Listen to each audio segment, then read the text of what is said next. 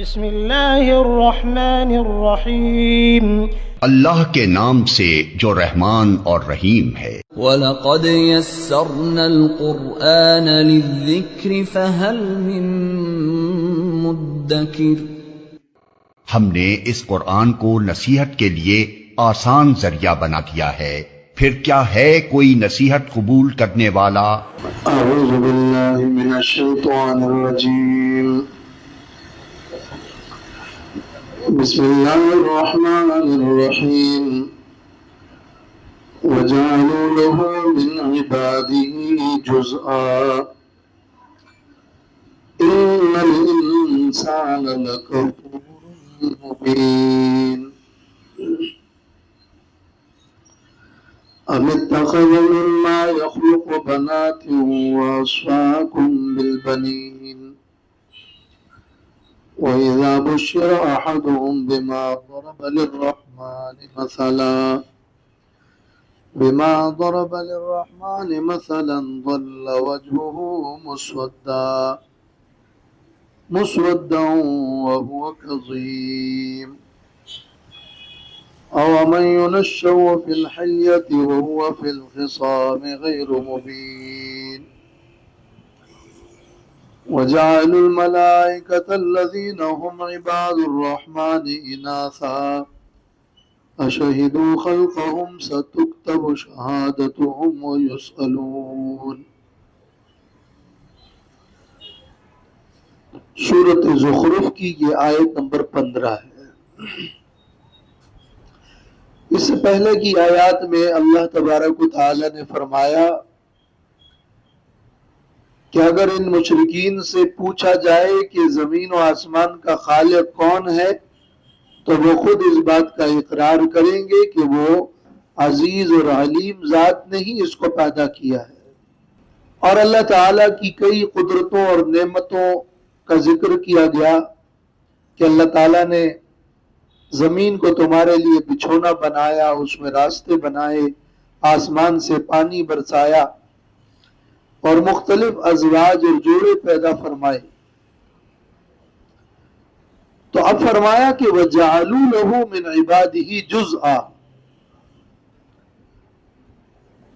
اور بناتے ہیں، بنا ڈالا ان لوگوں نے اللہ کے لیے اللہ کے بندوں میں سے جزءا جز،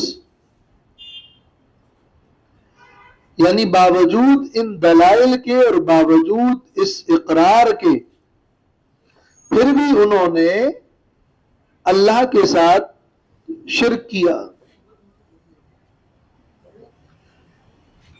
وَجَعَلُوا لَهُ مِنْ عِبَادِهِ جُزْءًا، یہ جو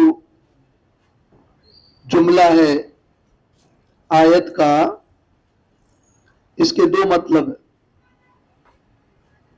انہوں نے اللہ کے بندوں میں سے جز بنا ڈالا۔ جز سے مراد اولاد اور ولد ہے، اس لیے کہ ولد الرجل جزء منہ، ایک آدمی کا بیٹا اس کا جز ہوتا ہے۔ تو انہوں نے بنا ڈالا اللہ کے لیے اللہ کے بندوں میں سے جز یعنی ولد، جیسے دوسری آیات میں ہے کہ وَقَالُوا اتَّخَذَ اللَّهُ وَلَدًا، اللہ کے لیے وہ ولد مانتے ہیں۔ اور ولد ماننے کا مطلب کیا ہے؟ ایک ہوتا ہے حقیقی ولد اور ایک ہوتا ہے حکمی ولد۔ حقیقی ولد یہ کہ یہودی کہتے ہیں عزیر ابن اللہ، عزیر ابن اللہ، نصارہ کہتے ہیں کہ عیسی ابن اللہ، اور مشرکین مکہ کہتے تھے کہ ملائکہ بنات اللہ، اللہ کی بیٹیاں ہیں۔ تو یہ وَجَعَلُوا لَهُ مِنْ عِبَادِهِ جُزْءًا، یہود، نصارہ اور مشرکین مکہ تینوں کے شرکی نظریے کو اس جملے میں بیان کیا گیا ہے۔ اور وَجَعَلُوا لَهُ مِنْ عِبَادِهِ جُزْءًا کا دوسرا مفہوم یوں ہے کہ جز سے مراد یہ کہ وہ اللہ کے ساتھ شریک ٹھہراتے ہیں، اس لیے کہ جب کوئی اللہ کے لیے شرکا کو ثابت کرے گا تو گویا وہ یہ گمان کرے گا کہ تمام عباد اللہ کے لیے نہیں ہیں۔ جب وہ شرک کرے گا تو وہ یہ اعتقاد رکھتا ہے کہ تمام عباد اللہ کے لیے نہیں ہے، بلکہ بعض عباد اللہ کے لیے ہیں اور بعض عباد غیر اللہ کے لیے ہیں۔ تو انہوں نے اللہ کے لیے اللہ کے بندوں میں سے سب کو اللہ کے عباد تسلیم نہیں کیا، بلکہ بعض کو اللہ کا عباد مانا اور بعض کو غیر اللہ کا عباد مانا۔ تو اس اعتبار سے وَجَعَلُوا لَهُ مِنْ عِبَادِهِ جُزْءًا، یعنی جَعَلُوا لَهُ مِنْهُمْ بَعْضًا وَجُزْءٌ مِنْهُمْ، اللہ کے بندوں میں سے انہوں نے جز بنایا کہ بعض بندوں کو اللہ کے لیے مانا اور بعض بندوں کو اللہ کے لیے نہیں مانا۔ تو مفہوم یوں ہوا کہ وَأَثْبَتُوا لَهُ الشُّرَكَاءَ، یعنی انہوں نے اللہ کے لیے شرکا ٹھہرائے ہیں۔ دونوں ہی جملوں کا مطلب تو یہی ہے کہ مشرکین کے شرک کو بیان کیا جا رہا ہے۔ ان الانسان لکفور مبین، بے شک انسان البتہ کھلا ناشکرا ہے۔ لکفور اللہ کی نعمتوں کا منکر ہے کہ اللہ کو چھوڑ کر اوروں کو وہ خالق مانے یا کوئی خدائی صفت دے دے۔ یہ تو حقیقی ولد ہے، اور حکمی ولد یہ ہے کہ اللہ کی صفات لے کر مخلوق کو دے دے۔ گویا کہ خدائی اختیارات مخلوق میں ماننا اس مخلوق کو ولد بنانا ہے۔ تو ولد تو ان کے لیے ہو جو محتاج ہو، تو کیا اللہ محتاج ہے؟ کیا اللہ ولد کا محتاج ہے؟ اور کیا قانونی اعتبار سے عبد اور غلام کو ولد بنایا جا سکتا ہے؟ بالکل بھی نہیں بنایا جا سکتا۔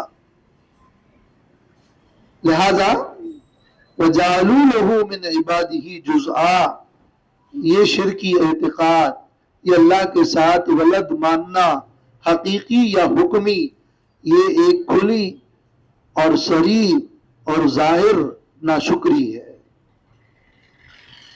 توحید چھوڑ کر شرک کرنا یہ کفر بھی ہے، کفران نعمت بھی ہے، ناشکری بھی ہے، اور اسی کے لیے لکفور کا لفظ ہے۔ تو لکفور کا مطلب یعنی لجحود لنعم اللہ، اللہ کی نعمتوں کا منکر۔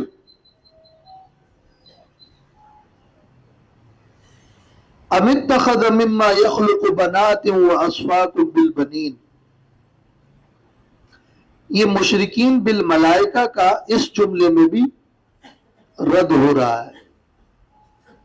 ام اتخذ، کیا رکھ لی اللہ نے، مما یخلق، اس مخلوق سے جس کو اللہ پیدا کرتا ہے، بنات، بیٹیاں، وَأَصْفَاكُمْ، اور تمہیں چن لیا، بالبنین، بیٹوں کے ساتھ۔ ایک تو اللہ کے لیے ولد ہو نہیں سکتا کہ ولد تو باپ کا جز ہوتا ہے اور اللہ کا تو کوئی جز نہیں۔ ولد میں تو باپ کی خصوصیات ہوتی ہیں اور اللہ کی صفات مخلوق میں ہو نہیں سکتی۔ ولد تو مخلوق ہوتا ہے اور اللہ تو خالق ہے۔ تو ایک تو ولد ہو ہی نہیں سکتا کہ اللہ کے لیے اللہ کے جنس میں سے کوئی نہیں، اور ولد تو والد کا ہم جنس ہوتا ہے۔ لیکن پھر مشرکین نے فرشتوں کو بیٹیاں قرار دے کر کہا کہ اللہ کی بیٹیاں ہیں، اور خود ان کا عالم یہ ہے کہ ان کو جب کوئی خبر دی جاتی ہے کہ تمہارے ہاں بیٹی پیدا ہوئی ہے تو وہ اتنے بڑے پریشان اور ناراض ہو جاتے ہیں کہ گویا ان کا چہرہ سیاہ ہو جاتا ہے نفرت و کراہت کی وجہ سے، اور وہ غصے سے بھرے ہوئے ہوتے ہیں، تو خود اپنے لیے کیا اللہ نے تقسیم کرتے ہوئے بیٹیاں رکھ لی اور تم کو بیٹوں کے ساتھ مختص کر دیا؟ تو اول تو اللہ کے لیے ولد ہے نہیں، اللہ کے لیے، اس کے بعد پھر مزید بدتمیزی یہ، اور کیا یہ کس قدر تمہیں معقول یہ بات معلوم ہوتی ہے کہ الکم الذکر ولہ الانثی، جیسے کہ سورۃ النجم میں اللہ نے فرمایا ہے تلک اذا قسمۃ ضیزی، یہ تو بڑی ظالمانہ تقسیم ہے کہ تمہارے لیے تو مذکر ہو اور اللہ کے لیے تم مؤنثات کو مانتے ہو۔ تو ام اتخذ مما یخلق بنات، یہ جو ام ہے اس کو کہتے ہیں ام منقطعہ، یہ سوالیہ انداز ہے، اور حمزہ انکاری اس کو کہتے ہیں، استفہام انکاری، یعنی اس کا جواب انکار کے ساتھ ہے کہ نہیں، ایسا نہیں ہے، تم یہ بڑی خلاف معقول بات کر رہے ہو، عقل کے خلاف ہے۔ کیا بنایا ہے اللہ نے اس مخلوق میں سے جس کو اللہ نے پیدا کیا بیٹیاں، اور تمہیں مختص کر دیا اور چن لیا بالبنین بیٹوں کے ساتھ؟ تو کیا یہ عدل ہے؟ یہ انصاف ہے؟ کیا یہ حق ہے؟ بالکل بھی نہیں۔ وَإِذَا بُشِّرَ، حالانکہ ان کا خود حال یہ ہے کہ وَإِذَا بُشِّرَ أَحَدُهُمْ، کہ جب بشارت دی جاتی ہے انہیں، خوشخبری دی جاتی ہے ان میں سے کسی ایک کو، بما ضرب للرحمن، اس چیز کی جس کو وہ رحمان کے لیے بیان کرتے ہیں، مثلا مشابہ یا بطور وصف یا نمونہ، مثلا مانا شبہن، اللہ کے لیے جو وہ جس مشابہ کو اور جس بیٹیوں کو اور اللہ کے لیے جس صفت کو وہ مانتے ہیں، خود اسی بات کی جب انہیں بشارت دی جاتی ہے تو ظل وجہہ مسودہ، ظل تو ہو جاتا ہے، وجہہ ان کا چہرہ، مسودن سیاہ۔ ظل کا جو لفظ ہوتا ہے کہ یہ اصل میں دن کے لیے استعمال ہے، پورا دن ان کا چہرہ سیاہ رہتا ہے، رات کو تو ویسے بھی نظر نہیں آتے، تو ظل کا لفظ اس لیے استعمال ہوا ہے۔ تو وہ سیاہ ہو جاتا ہے ان کا چہرہ، بے رونق، وہو کظیم، اور وہ غم سے بھرے ہوئے ہوتے ہیں، غصے سے بھرے ہوئے ہوتے ہیں۔ کظیم کا مطلب غم سے بھر جانا، غصے سے بھر جانا، کہ مزید بس وہ پھٹنے والا ہو، اور ایک انسان ہے اتنا غمگین ہو کہ دل ہی دل میں وہ گھٹ رہا ہو۔ تو ظل وجہہ مسودا وہو کظیم، تو خود بیٹیوں سے اتنی نفرت، اتنی کراہت، اتنی ناراضگی، اتنی پریشانی، اور وہی بیٹیاں پھر اللہ کے لیے مانتے ہیں۔ تو یہ ایک اور انداز سے گویا کہ مشرکین بالملائکہ، جو مشرکین الملائکہ کو اللہ کے ساتھ شریک ٹھہراتے ہیں، ایک اور انداز میں یہ ان کا رد ہے کہ یہ جب اپنی شان کے خلاف سمجھتے ہیں تو اللہ کی شان کے تو بالکل ہی خلاف ہے۔ أَوَمَنْ يُنَشَّأُ فِي الْحِلْيَةِ وَهُوَ فِي الْخِصَامِ غَيْرُ مُبِينٍ، آیا اور وہ جو کہ پلتی ہے فی الحلیت زیورات میں، وَهُوَ فِي الْخِصَامِ، اور وہ بحث جگڑنے میں، مباحثے میں، غیر مبین، بات واضح کرنے والی نہیں ہوتی۔ کیا وہ اللہ کی طرف منسوب کرتے ہیں ایسی مؤنثات کو جن مؤنثات کے بارے میں ان کو خود پتہ ہے اور وہ جانتے ہیں کہ مؤنث اور لڑکیاں اور بیٹیاں یہ نازک ہے، یہ کمزور ہے، یہ ناقص ہے، ان کے حسن میں اور ان کے ظاہر میں یہ نقص ہے کہ انہیں ظاہراً زیورات اپنی زینت کے لیے لینے پڑتے ہیں اور انہیں میک اپ کر کے آرائش اور زیبائش کرنی پڑتی ہے، تو گویا کہ ان کے حسن میں ایک کمی ہے جن کو وہ ظاہراً پورا کرتی ہیں، اس اعتبار سے یہ نقصان ہو گیا۔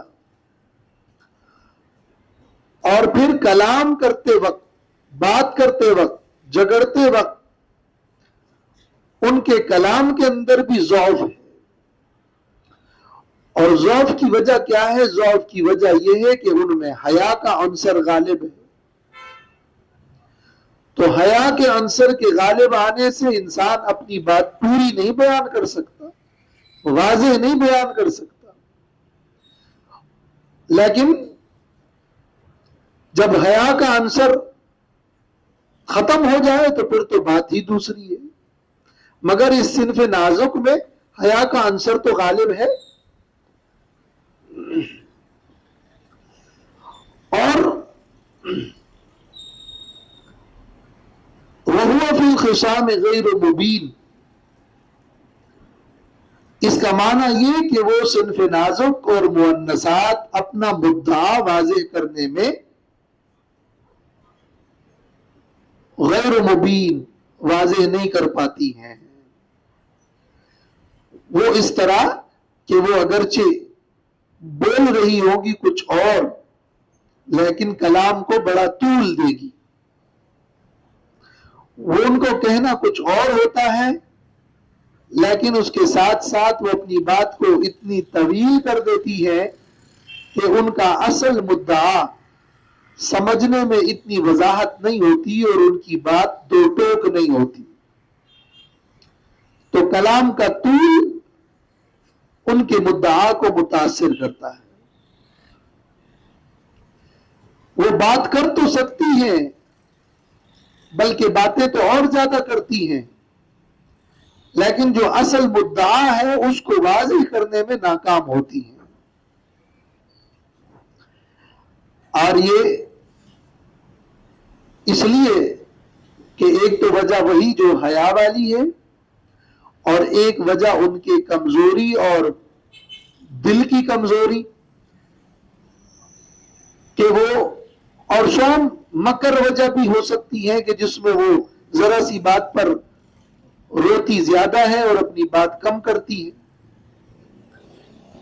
لیکن یہ باعتبار جنس کے، باعتبار صنف کے، ان کی کمزوری اور ان کی فطری حیا، اس کی بنیاد پر یہ حکم جنس پر ہے، ہر فرد واحد پر یہ حکم نہیں کہ بعض لڑکیاں یا بعض خواتین زیادہ ذہین ہوتی ہے۔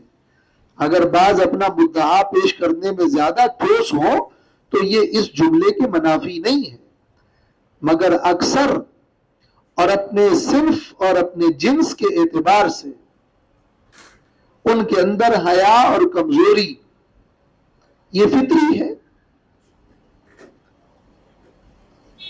تو یہاں تو ان کی مذمت بیان کرنا مقصد نہیں ہے، یہاں مؤنثات کی کمزوری بیان کرنا مقصد نہیں ہے، یہاں تو ایک اعتقادی مسئلہ بیان کرنا مقصد ہے، اور وہ یہ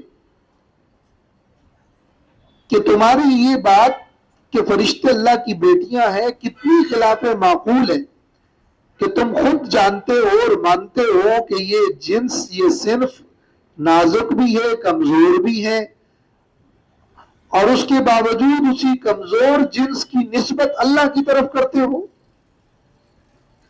تو یہ کون سی معقول بات یا معقول عقیدہ ہے؟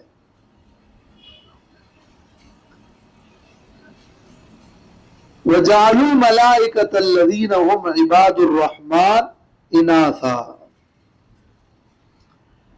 اب اس جملے کے اندر اس بات کا رد ہو رہا ہے کہ ملائک کو اللہ کی بیٹیاں کہتے ہیں،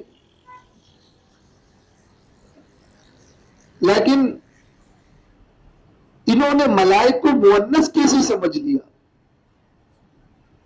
یہ اللہ کی طرف منسوب کرنا ایک غلطی، پھر ان کو بیٹیاں مان کر منسوب کرنا بالکل خلاف معقول، پھر سوم یہ کہ ان ملائک کو وہ مؤنثات کیوں کہتے ہیں، ان کے پاس ان کے مؤنث ہونے کی کیا دلیل ہے؟ وَجَعَلُوا الْمَلَائِكَةَ الَّذِينَ هُمْ عِبَادُ الرَّحْمَنِ إِنَاثًا، اور انہوں نے فرشتوں کو بنا لیا وہ فرشتے جو کہ اللہ کے رحمان کے بندے ہیں، وہ عبد ہیں، وہ بندے ہیں، وہ اللہ کے حکم کے تابع اور مطیع ہیں، ان کو بنا لیا، کیا بنایا؟ اناسا، کہ وہ لڑکیاں اور بیٹیاں اور مؤنث ہیں۔ خلقہ ہو، کیا ان ملائکہ کی پیدائش کے وقت انہوں نے حاضری دی تھی؟ یہ اس وقت کھڑے تھے، حاضر تھے، جو انہوں نے دیکھا تھا کہ فرشتے پیدا ہو رہے ہیں اور یہ مؤنثات ہیں؟ حاضر تو نہیں تھے۔ یا شہیدو خلقہم کا دوسرا معنی یہ ہے کہ کیا انہوں نے ان فرشتوں کی خلقت کا مشاہدہ کیا ہے، جس کو دیکھ کر وہ مؤنث ہونے کا ان کو معلوم ہو گیا؟ ایسا بالکل نہیں ہے۔ تو فرشتوں کے مؤنث ہونے والی بات یا تو ان کو پتہ چلی نقل در نقل، تو پیغمبروں میں سے تو کسی نے نہیں کہا، نقل در نقل تو یہ بات کسی نے نہیں کہی، عقل و قیاس سے تو یہ بات معلوم ہو نہیں سکتی، تو آخر کس بنیاد پر وہ کہتے ہیں کہ ملائکہ اللہ کی بیٹیاں ہیں؟ سَتُكْتَبُ شَهَادَتُهُمْ، اگر وہ یہ بات کہتے ہیں، اس کی گواہی دیتے ہیں، تو ضرور ان قریب ان کی یہ گواہی لکھ دی جائے گی، اور اگر ان کے آبا نے ان کو بتایا ہے تو یہ گواہی لکھ دی، اللہ تعالیٰ پھر پوچھے گا، وَيُسْأَلُونَ، ان سے پوچھا جائے گا کہ تم نے یہ گواہی کیوں دی، کیسے دی، تمہارے پاس کیا دلیل تھی، کیا تم حاضر تھے؟ تو اس میں بڑی وعید شدید اور بڑی تاکیدی دھمکی ہے ان لوگوں کے لیے جو اللہ کے ساتھ اوروں کو اور خاص کر فرشتوں کو شریک ٹھہراتے ہیں۔ تو یہ مشرکین بالملائکہ، ان کی تردید ان آیات میں ہوئی ہے۔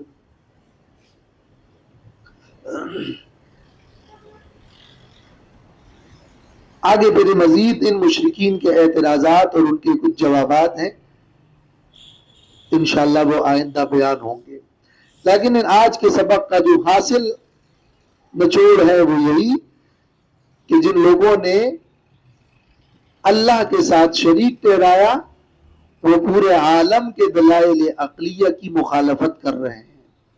خاص کر ان آیات میں تردید کی گئی ہے ان مشرکین کی جو فرشتوں کو اللہ کی بیٹیاں قرار دیتے ہیں،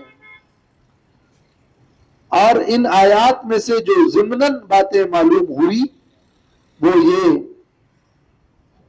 کہ اللہ تعالی حکیم ہے، شرک کی تردید پر اللہ نے عقلی دلائل اور عقلی سوالات کے انداز میں بھی اپنے بندوں کو سمجھایا ہے۔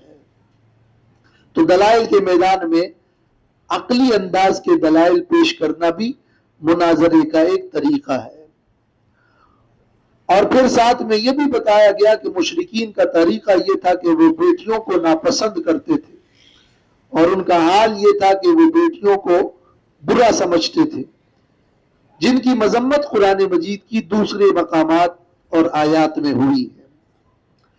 پھر ان آیات میں یہ بھی معلوم ہوا ضمناً کہ عورت کے اندر اور لڑکیوں کے اندر اور صنف نازک کے اندر ظاہری کمزوری کا پہلو بھی موجود ہے، اور باطنی اور معنوی اور کلام کی کمزوری کا پہلو بھی موجود ہے۔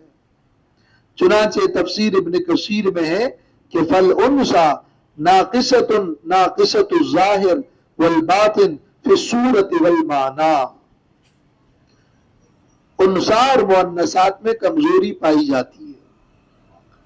چنانچہ احادیث مبارکہ میں بھی یہ بات ثابت ہے کہ ما رأیت من ناقصات عقل و دین اذهب للب الرجل الحازم من احداکن. عورتیں جو کہ عقل اور دین کے اعتبار سے کمزور ہوتی ہیں، اور فطرت اور طبیعت یہی ہے کہ عورت کمزور اور نازک ہے، ان کا اپنا مقام ہے. وہ رئیس نہیں ہے، وہ امیر نہیں ہے، اور اپنے جنس کے اعتبار سے ان کی یہ فطری کمزوری ہی ان کا حسن ہے، اور یہی ان کی خوبی ہے. مگر اللہ نے ان کو جس طرح پیدا کیا ہے، جس کمزوری میں پیدا کیا ہے، اس کو تو تسلیم کرنا ہے، ان کو تو تسلیم کرنا پڑے گا. چنانچہ عقلی اعتبار سے، ان کے دل کے اعتبار سے، ان کے ذہن کے اعتبار سے جو کمزوری کا پہلو ہے خواتین کا، اس کو ہر فطرت سلیمہ مانتی اور تسلیم کرتی ہے. چنانچہ اس کے لیے، ان کے لیے شریعت میں احکام کا دائرہ بھی دوسرا ہے، اور ان کے لیے شریعت میں بہت رعایتیں دی گئی ہیں، اور ان پر بہت سارے احکام میں نرمی کی گئی ہے، جو کہ ان پر ظلم نہیں بلکہ ان کے ساتھ حسن سلوک ہے کہ وہ ذمہ داریاں ان پر نہیں ڈالی گئی. چنانچہ یہ جو کہا گیا ہے کہ لن یفلح قوم ولوا امرهم امرأة، وہ قوم کامیاب نہیں ہوگی جنہوں نے اپنے معاملات عورت کو سپرد کیے.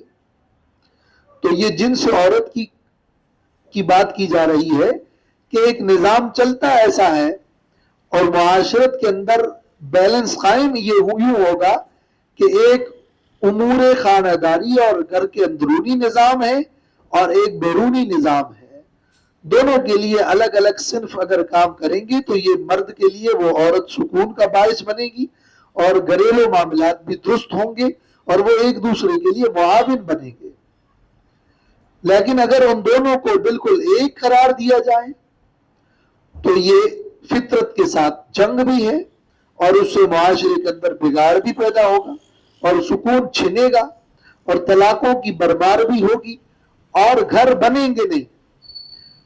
تو اسلام جو دین فطرت ہے، انہوں نے یہ فطری چیز بیان کر دی جس کو لوگوں نے عیب کے زمرے میں ڈال دیا، حالانکہ یہ عیب نہیں بلکہ کمال ہے اور فطرت ہے، اور اس میں عورتوں کے لیے سہولت ہے.